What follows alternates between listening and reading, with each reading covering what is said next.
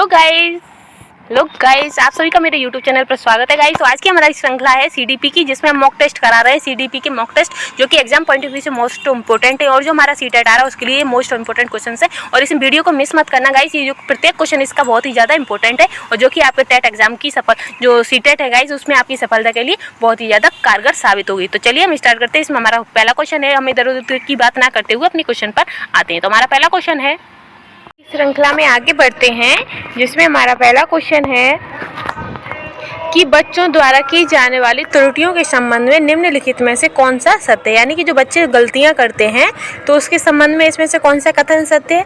तो पहला है कि एक शिक्षक को प्रत्येक त्रुटि पर ध्यान नहीं देना चाहिए, अन्यथा पाठ्यक्रम पूरा नहीं होगा। यानी कि जो टीचर है उसे बच्चों की त्रुटियों पर ध्यान नहीं देना चाहिए, उसे केवल सिर्फ और सिर्फ अपने पाठ्यक्रम को पूरा करने पर ध्यान देना चाहिए। या फिर यदि एक शिक्षक कक्षा कक्ष में सभी बच्चों की त्रुटियों को सुधारने योग्य नहीं है, तो यह संकेत करता है कि शिक्षक शिक्षा की व्यवस्था में असफल है। यानी कि अगर कोई टीचर है और वो बच्चों की त्रुटियों को सुधार नहीं सकता है, तो वो अच्छा टीचर नहीं है, या फिर जो उसकी व्यवस्था है वो उसमें वो असफल है। फिर नेक्स्ट है कि प्रत्येक त्रुटि को सुधारने में बहुत समय लगेगा, तथा एक शिक्षक को इसके लिए यह दिखाने वाला होगा। तो एक शिक्षक, तो इसमें से कौन सा है जो कि एकदम बच्चों की त्रुटियों के संबंध से सही कथन है, तो वो है कि यदि एक शिक्षक कक्षा कक्ष में सभी बच्चों की त्रुटियों को सुधारने योग्य नहीं है, तो यह संकेत करता है कि शिक्षक शिक्षा की व्यवस्था में असफल है। तो इसका आंसर क्या हो जाएगा? इसका आंसर होगा दूसरा। नेक्स्ट क्वेश्चन है कि नर्सरी कक्षा में शुरुआत करने के लिए कौन सी विषय वस्तु सबसे अच्छी होती है। यानी कि जो बच्चों की शुरुआती क्लास की जो नर्सरी क्लास होती है, उसमें बच्चों को पढ़ाने के लिए सबसे अच्छी विषय वस्तु क्या होती है? तो मेरा परिवार, या मेरा विद्यालय, या मेरे प्रिय मित्र, या मेरा पड़ोस। तो जो बच्चा होता है उसकी जो शुरुआती जो क्लास होती है, शुरुआती जो उसे ज्ञान मिलता है, शुरुआती जो उसका समाजीकरण होता है, उसे शिक्षा होती है, तो वो कहाँ से सीखता है? अपने परिवार से सीखता है। इसलिए छोटे बच्चों के लिए सबसे अच्छी विषय वस्तु होती है मेरा परिवार। क्या होती है? मेरा परिवार। तो इसका आंसर हो जाएगा पहला। नेक्स्ट क्वेश्चन है कि प्राथमिक कक्षा में सकारात्मक वातावरण निर्मित करने के लिए एक शिक्षक को चाहिए। तो एक शिक्षक को क्या चाहिए?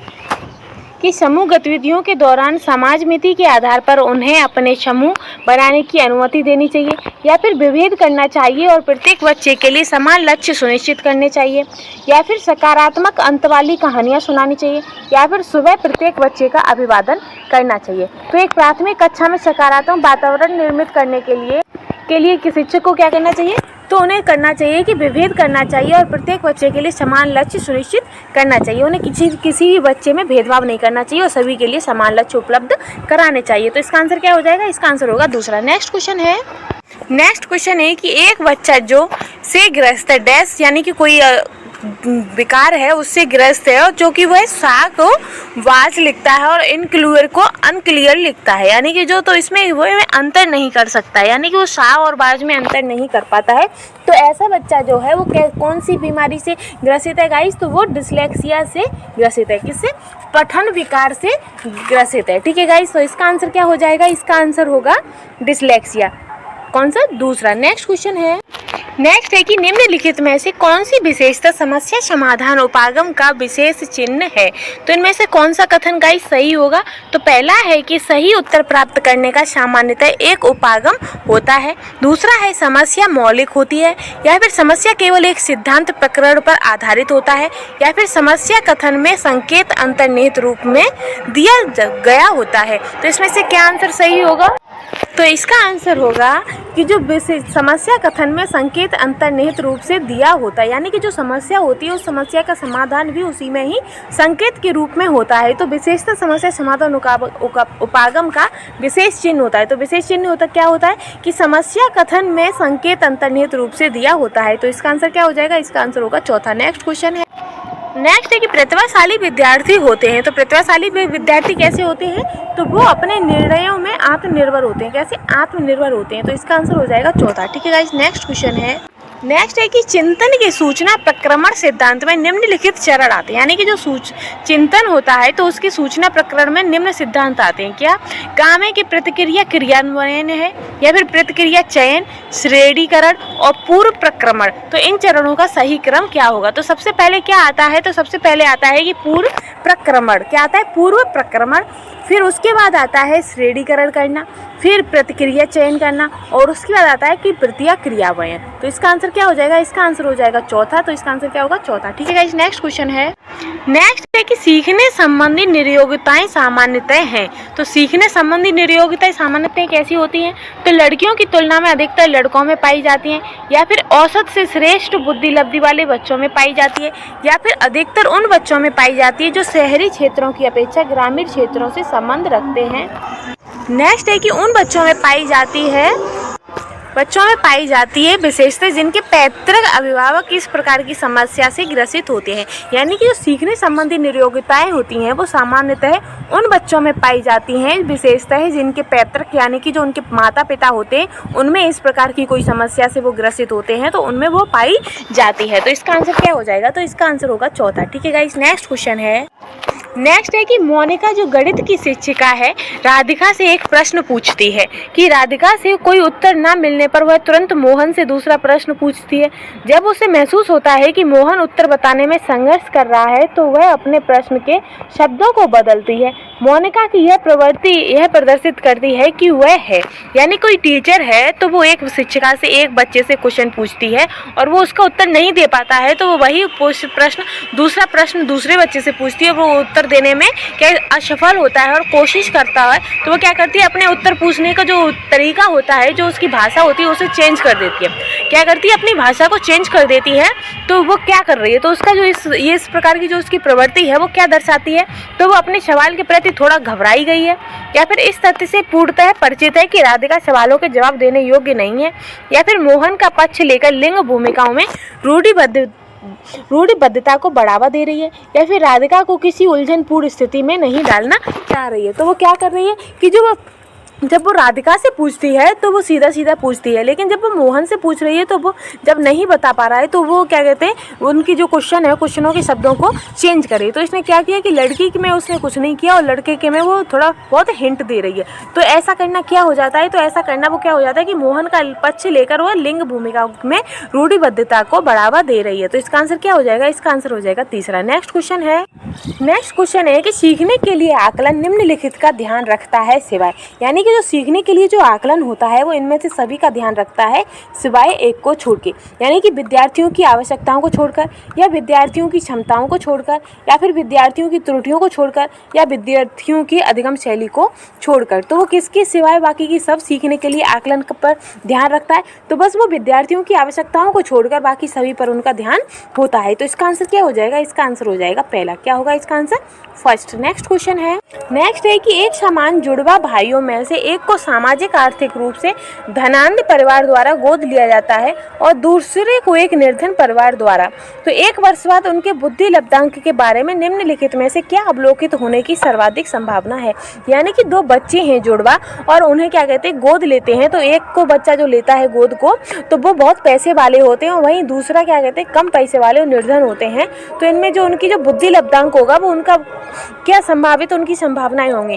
तो क्या होंगी कि धनी सामाजिक आर्थिक परिवार वाले लड़के की अपेक्षा निर्धन परिवार वाला लड़का अधिक अंक प्राप्त करेगा, या फिर दोनों समान रूप से अंक प्राप्त करेंगे।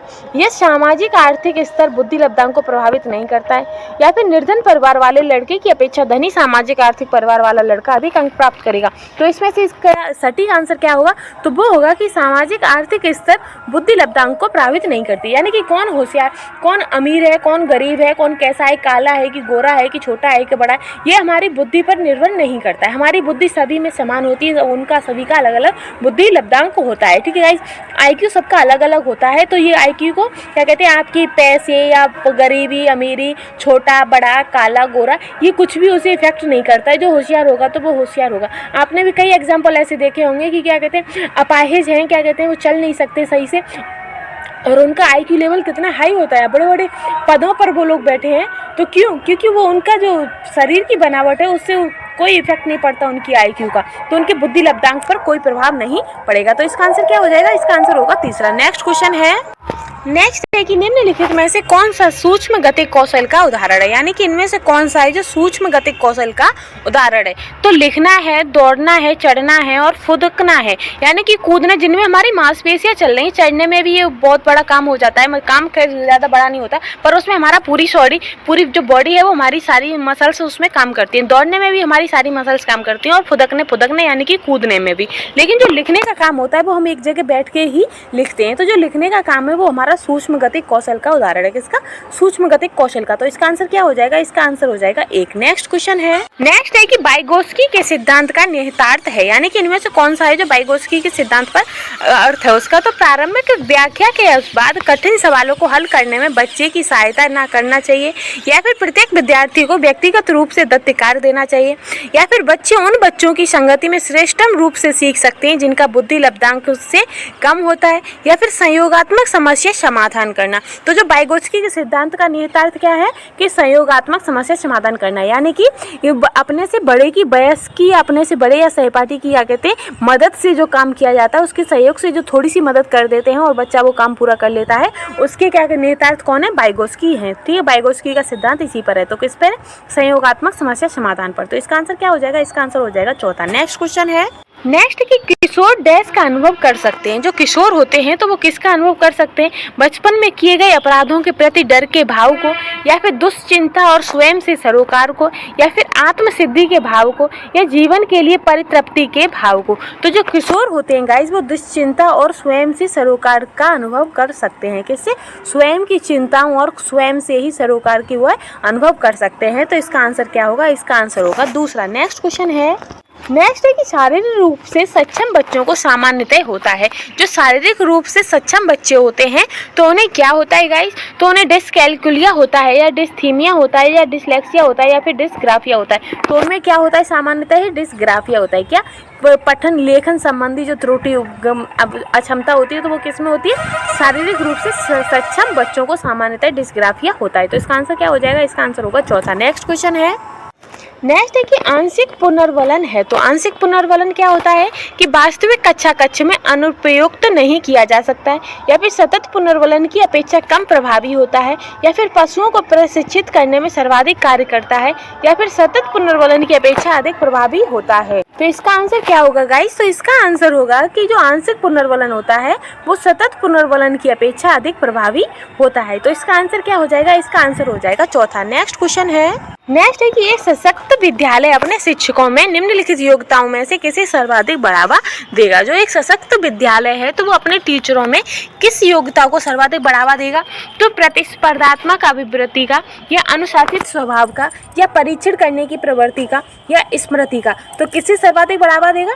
तो प्रतिस्पर्धात्मक अभिवृत्ति का। तो इसका आंसर क्या हो जाएगा? इसका आंसर हो जाएगा पहला। नेक्स्ट क्वेश्चन है, नेक्स्ट है कि निम्नलिखित में से अंतः विषयी अनुदेशन का सर्वोत्कृष्ट लाभ यह है। तो इसका सर्वोत्कृष्ट लाभ क्या है कि विद्यार्थियों को सीखे गए ज्ञान का बहु संदर्भों में प्रयोग करने और सामान्यीकृत करने के अवसर दिए जाते हैं, या फिर पाठ्य योजना बनाने और गतिविधियों में शिक्षकों को अधिक लचीलेपन की अनुमति होती है, या फिर प्रकरणों की विविधता जिन्हें परंपरागत पाठ्यचर्या में संबोधित किए जाने की आवश्यकता है से शिक्षकों की अभिभूत होने की कम संभावना होती है, या फिर विद्यार्थियों में विभिन्न विषय क्षेत्रों के विशेष प्रकरणों के प्रति नापसंदगी विकसित होने की कम संभावना होती है। तो इसमें से कौन सा सबसे सटीक आंसर होगा कि अंतर विषय अनुदेशन का सर्वोत्कृष्ट लाभ यह है कि वह विद्यार्थियों को सीखे गए ज्ञान का बहु संदर्भों में प्रयोग करने और सामान्यीकृत करने के अवसर देती है। तो इसका आंसर क्या हो जाएगा? इसका आंसर हो जाएगा एक। नेक्स्ट क्वेश्चन है,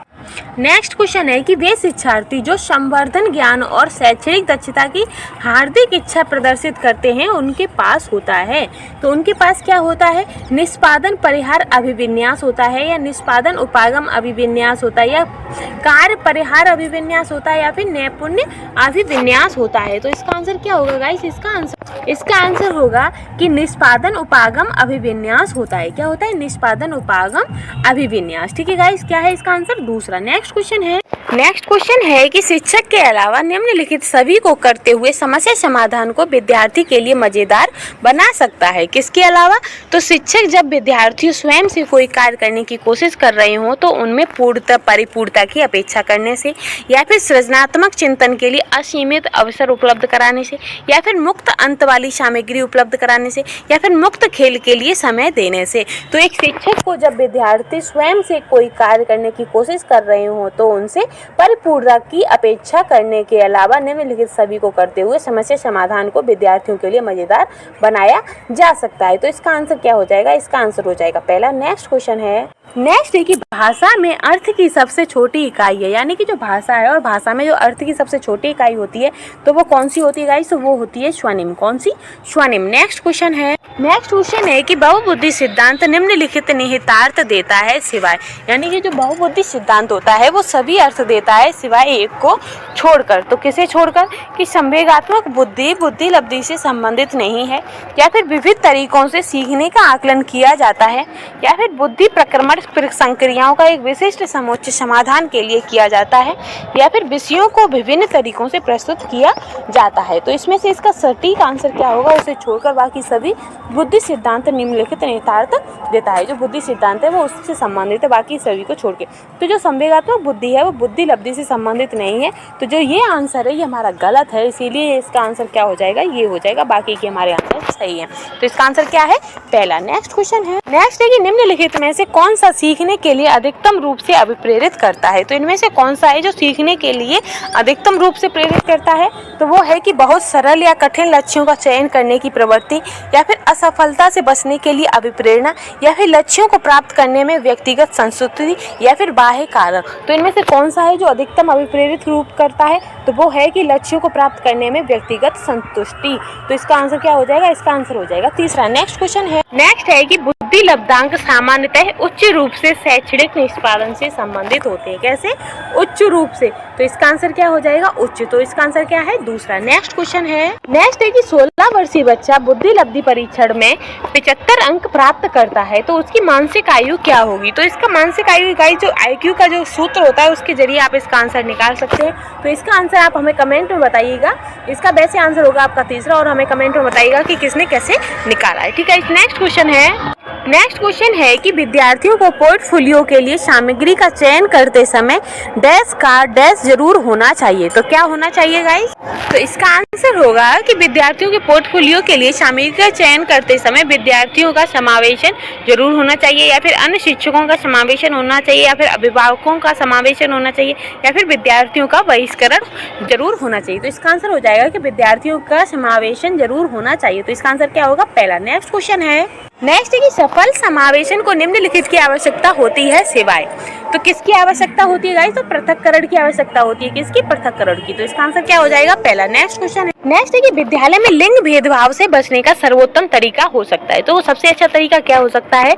कि पुरुष एवं महिला शिक्षकों को समान संख्या में भर्ती करना, या शिक्षकों द्वारा अनेक लिंग पक्षपातपूर्ण व्यवहारों का अभिज्ञान कराना, या फिर विद्यालय में लिंग भेदभाव को दूर करने के लिए नियम बनाना और कड़ाई से पालन करवाना, या संगीत प्रतियोगिता के लिए लड़कियों की अपेक्षा अधिक लड़कों का चयन करना। तो इसमें से सबसे बढ़िया तरीका क्या हो सकता है लिंग भेदभाव से बचने के लिए? तो शिक्षकों द्वारा उनके लिंग पक्षपातपूर्ण व्यवहारों का अभिज्ञान करना। क्या करना? अधिसंज्ञान करना। ठीक है। तो इसका आंसर क्या हो जाएगा? दूसरा। नेक्स्ट क्वेश्चन है, नेक्स्ट है कि शैक्षणिक क्षेत्रों में निष्पादन के आधार पर शैक्षणिक क्षेत्रों में निष्पादन के स्तर को बढ़ाने का औचित्य स्थान किस आधार पर किया जाता है? तो औचित्य स्थान हम किस आधार पर करते हैं? तो वो वैयक्तिक भिन्नताओं को संतुष्ट करता है। किसको? वैयक्तिक भिन्नताओं को संतुष्ट करते हुए उसको ध्यान में रखकर हम उसका करते हैं। ठीक है। औचित्य स्थापन करते हैं। तो किस आधार पर? वैयक्तिक भिन्नताओं के आधार पर। तो इसका आंसर क्या हो जाएगा? इसका आंसर हो जाएगा पहला। नेक्स्ट क्वेश्चन है, नेक्स्ट है कि विद्यालय में नियमित उपस्थिति के लिए वंचित बच्चों को प्रोत्साहित करने का निम्नलिखित में से कौन सा तरीका सर्वाधिक उपयुक्त होगा? तो कौन सा होगा? आवासीय विद्यालय खोलना। क्या करना? आवासीय विद्यालय खोलना। तो इसका आंसर हो जाएगा दूसरा। तो गाइस अगर आपको मेरे द्वारा पढ़ाने में अच्छा लगता है और आपको समझ आता है तो प्लीज़ मेरे चैनल को लाइक शेयर एंड सब्सक्राइब कर दीजिए। और ये आपको जो बैकग्राउंड में जो साउंड सुनाई देते हैं गाइस, ये परिक्रमा के जो क्या कहते हैं हमारे कावड़िया हैं वो अपने गाड़ियों में इतनी तेज साउंड चला के लेके जाते हैं कि अच्छा खासा पॉल्यूशन कर रहे हैं। कौन सा? ध्वनि पॉल्यूशन। ठीक है गाइस। तो इसके लिए मुझे क्षमा करना। बाकी अगर आपको मेरे द्वारा पढ़ाई हुआ अच्छा लगता है और समझ आता है तो प्लीज़ मेरे चैनल को सपोर्ट कीजिएगा। Thank you guys.